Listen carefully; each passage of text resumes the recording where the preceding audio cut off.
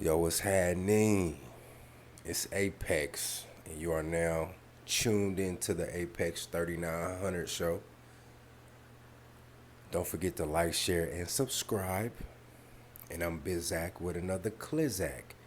And today I want to talk about the recent scuffle that the baby had with Danny Lee's brother at a bowling alley. I'm pretty sure some of you have seen it on Facebook, Instagram, or your various social media outlets. This is a cautionary tale for you brothers who have sisters and cousins, female cousins, and what have you, or female friends. Even though I don't necessarily believe in female friends because you know. Eh. But anyway, I'm gonna start with a quick anecdotal story about something that happened in my family with one of my cousins, and I've told this story before, and I'll tell it again. I had a female cousin down south. This is back when I was driving trucks. I stopped through. I was on a 32-hour reset. I'm not gonna say the city that I just came from and dropped off, but anyway, I was on a 32-hour reset, right? And I'm at my cousin's house. She has another sister and another brother. The brother's the oldest, she's the middle child, and her sister is the youngest, right? So I'm at her house. We're all there, me and all of her siblings and whatnot. Sitting in the living room, chopping it up, catching up, yada, yada, yada. All of a sudden, I hear some slaps. And when I mean slaps, I mean car speakers, loud music playing. So I hear slaps, going off outside. I hear a bunch of loud talking, you know. Two guys pull up in a car, right? They look out the window, they being both of my female cousins, and they both go outside and begin to talk to these two gentlemen. So I'm sitting back and I'm peeping the scene. I'm not trying to be too intrusive into what they got going on with these two gentlemen. I'm just observing, right? Now, granted, I'm Bob telling. I'm Bob telling my truck, right? And right across the street is a school, and I had my bobtail parked in the parking lot of this elementary school across the street, right? So I go to I walk out the house, and I'm like, man, let me get a good look of what's going on here. So I step out the house, and I walk past them, and I look at the two gentlemen in the truck. I mean, in the car. Look at my two female cousins. I go to my truck. I grab some arbitrary object or whatever, and I come back to the house. And I walk past them again and come back into the house. I tell once those two gentlemen, and I use that term gentlemen lightly, but once those two gentlemen leave, my two female cousins enter the premises, and we get back to talking and whatnot. And I say, you know, those two fellas, they ain't no good. I don't think y'all should be dealing with them guys. Now, the particular cousin of mine, who was really ardent, how you say, she was really ardent about continuing a dalliance with one of those two particular gentlemen. She got really she kind of turned her savage up to me. It's like, you can't tell me what to do. I'm grown. I'm grown. You can't tell me what to do. And I'm like, whoa, calm down. Calm down. The level that you're at is not the level that I was at. See, I was at a 5 when I told you I don't think y'all should be dealing with them gentlemen, with them brothers. And you took it to a 7, you know. But I let it go. I didn't say nothing. I said, you know what, you right. You are grown. Later on that night, I'm riding in my cousin's car. No, my uncle. I was talking to my uncle. My uncle, cause I had parked my truck back in the country, and my uncle came pick me up, and I'm chilling with him, and we drinking, shooting the shit. We go back, to the country. He's about to drop me off. We parked in the driveway, and we're talking, and I tell him about what happened with me and this particular cousin. He said, "Oh, you ain't heard?" I said, "No, I ain't heard." Well, apparently, there has been amongst my family on my mother's side, there's been various how you say chat rooms and group chats, and they're talking about the relationship pertaining to this particular female cousin of mine and this particular gentleman that she was dealing with, and it wasn't good. It was a toxic relationship, some DV, you know, that's domestic violence for you tardy motherfuckers. Some DV was involved, a lot of cheating, a lot of accusations of this, that, and the third going on. And he was like, "You ain't heard about this?" And I'm like, "Nah, Unc, I ain't heard shit about this." I'm like, "Look, for the last past 5 years, I've been in college. I've been dealing with various deaths in my inner circle, in my city, up in Kansas City, and on top of that, I'm dealing with this batshit crazy baby mama. Then on top of that, I'm trucking, so I'm not tapped in with none of these group chats on my family, on my mom's side of the family. Like, I'm not tapped in on none of this shit, so I don't know what the fuck going on. You know what I mean?" He was like, "Yeah, that was old boy. Yeah, he do this, that, and the third, and my female cousin, she does this, that, and the third, and they basically got a toxic relationship. So she got in her feelings when I said something about it. Okay, I was like, you know what? All right, if she's so adamant to keep a relationship with this man, who am I to get in the way of that, right? That wasn't my issue. My issue was a year later, I come back down there for a family gathering. I talk to her, right? I speak to her. And she still got a little funky, petty ass attitude with me. Like, that incident where she got mad, upset with me, just happened yesterday. And I'm like, bitch, that shit happened a year ago, and I ain't said two words about it since. Why the fuck is you still having this funky? You know what? You show enough right. You show enough right. I tell you what. When that nigga start coming off the top rope, dropping flying elbows on your ass like Macho Man Randy Savage, oh yeah, bitch, don't call me. When he drop kick your ass or want to play motherfucking, God forbid, but if he want to take it to extreme forms of violence that can lead to serious, hospital stays, and God forbid the grave, don't call me. Don't call me. You have been completely taken out of the sphere of my protection. I don't give a fuck if this nigga whooping your ass from pillar to post. I don't give a fuck if he whooping your ass from here to yonder and back here again. I'm not getting involved.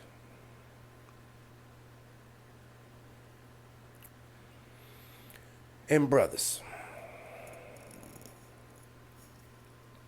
as far as the baby is concerned, and Danny Lee and her brother deserved every bit of that ass whooping. He deserved every bit, every punch, every choke, every hair pull, every foot, everything. He deserved every slam.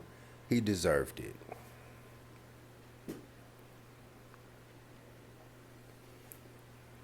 Because for one, his sister sent him on a dummy mission. Like, come on. All right. It was some people may say it was messed up that the baby put old girl on blast like that on social media and whatnot. However, if the accusations that the baby had put forth about old girl were correct, then the baby was justified in doing so.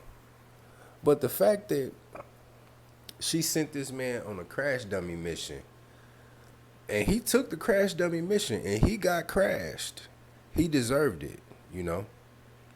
Because you know how the baby move. You know, for one, he is not afraid to chunk them motherfuckers. He'll get them up with you. You know, it's plenty of videos of this nigga. He done.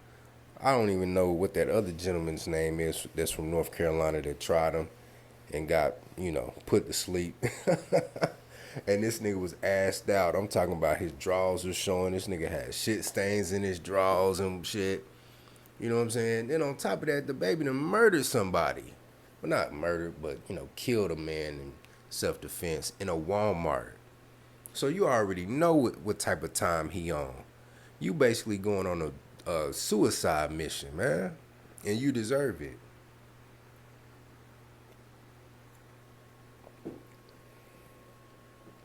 Because this is something that needs to be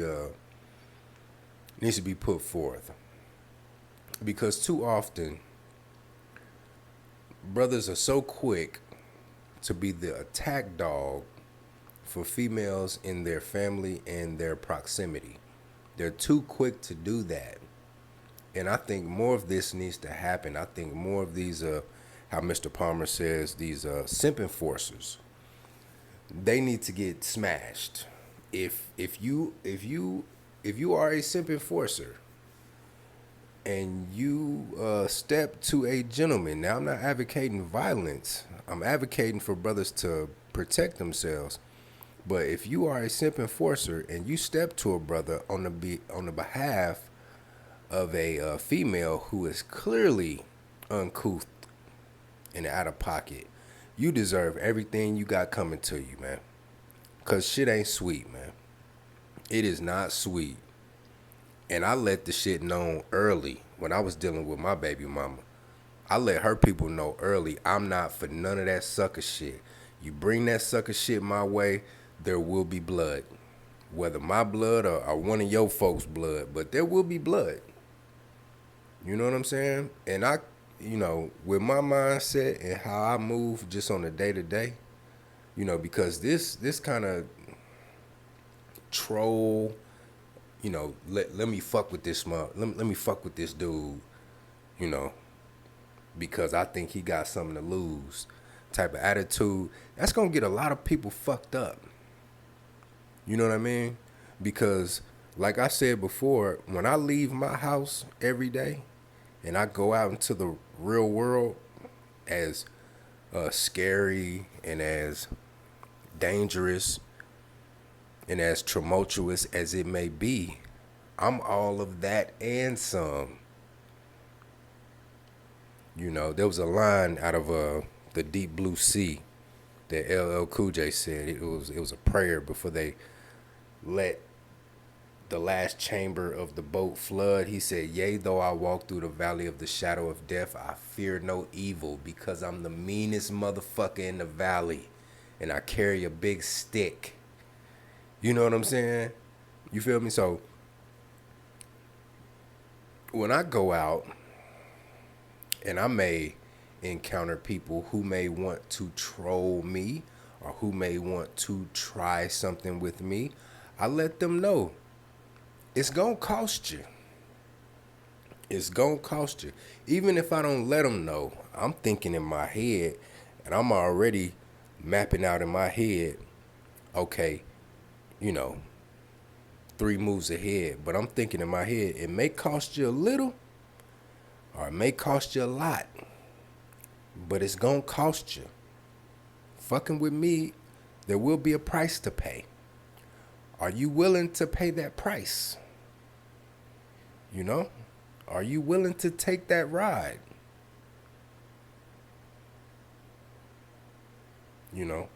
Do you want to take that ride to the hospital in that ambulance? You want to take that ride? You know? Hey, because if you fuck with me, I'm going to give you an all expense paid trip to wherever the ambulance deems to take you, whether that's the ER or the coronary. But are you willing to take that ride? So, brothers need to be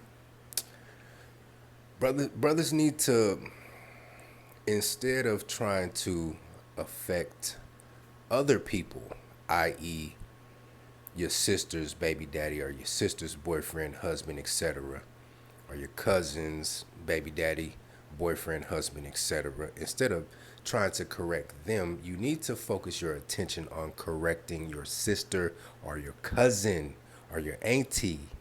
That's where your focus needs to be.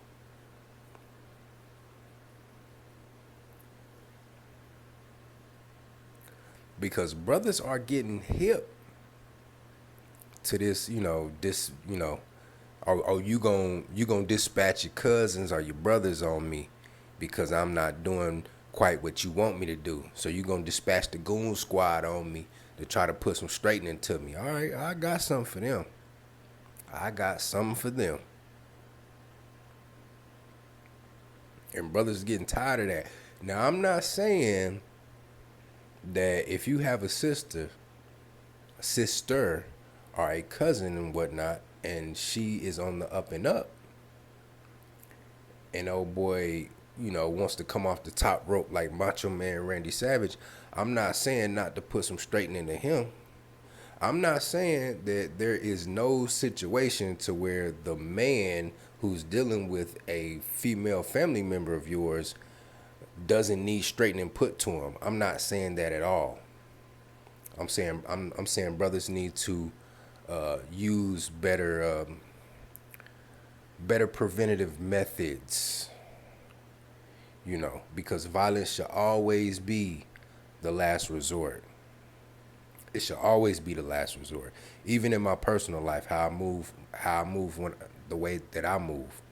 Even though violence is on the table when people deal with me, and if they deal with me the wrong way, even though it is on the table, it is a last resort. Now, sometimes I will, depending on the circumstance and the situation, I will revert to that last resort very quickly, if need be.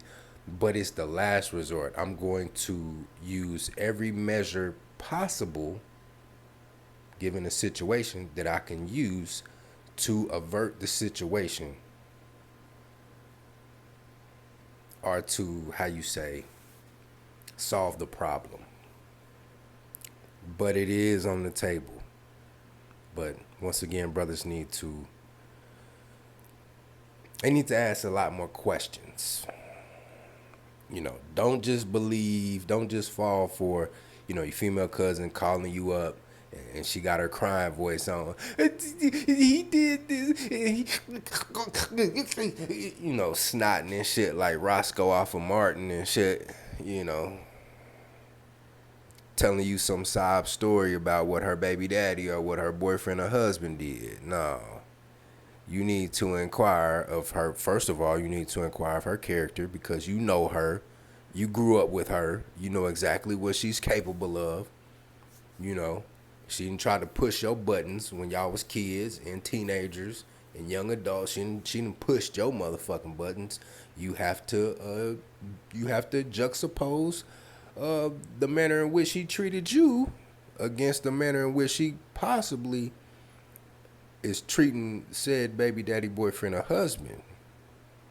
Because what we're figuring out is that a lot of these females are trying to, especially the black females and whatnot, they come from these matriarchal backgrounds, right? Where Big Mama is on the top of the pyramid on down. The men are just drones. So they have free reign to just treat the men of their family any kind of way. And Lord help the man or the brother if, he's the younger brother. and he has a big sister. Lord help him if there's like a big age gap, like a 7, 8 year age gap. You know what I'm saying? So by the time he hits puberty and he hits his growth spurt and he's big enough to defend himself, she's already 18 and out the house. So she didn't already lorded over him for the entire duration of his childhood. Lord help him if that's the case. You know what I mean? But you have these situations where a lot of these B-dubs are trying to treat their boyfriends, baby daddies, and their husbands like their little brother. You know? And man like, nah, chick, I'm not your little brother. And I ran into that situation with my baby mama, right? Because my baby mama, even though she's like a few years younger than me, right? She's like 2 or 3 years younger than me. She has a little brother. And her little brother is like 7, 8 years younger than her.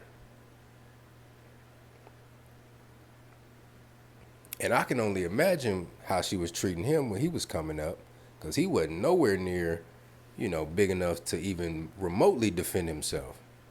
And I had to tell her, even though I have an older brother, my older brother grew up in another city. So technically, I'm the middle child. But as far as my parents are concerned, my two particular parents are concerned, I'm the oldest. And there's only like a 2.5 year age gap between my younger brother and I, right? So, oh shit, I'm gonna drop my phone. Hold on. Oh shit.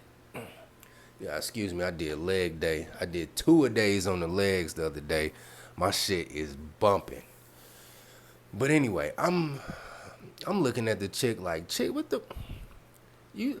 And I peeped that shit when me and her were together, and I had to break up with her. I'm like, this bitch was trying to treat me like her little brother. I'm like, I'm the big bro. I'm the big bro. What the fuck you talking about? I'm big bro. You know? But anyway, yeah, brothers, be careful out there. Stay dangerous. You know, motherfuckers like to try things that's safe. That's why, from where I'm from in my city, Kansas City, man, we don't say stay safe. We say stay dangerous, because motherfuckers don't like to fuck with things that are dangerous. They like to try things that are safe. You'll go up and you'll pet a nice house cat. You feel me? Because it's safe. You won't try to pet a goddamn 200-pound jaguar. No, you won't. But yeah, that's all I got, man. This is Apex, man. Thick Gizzle, man. Get up on that.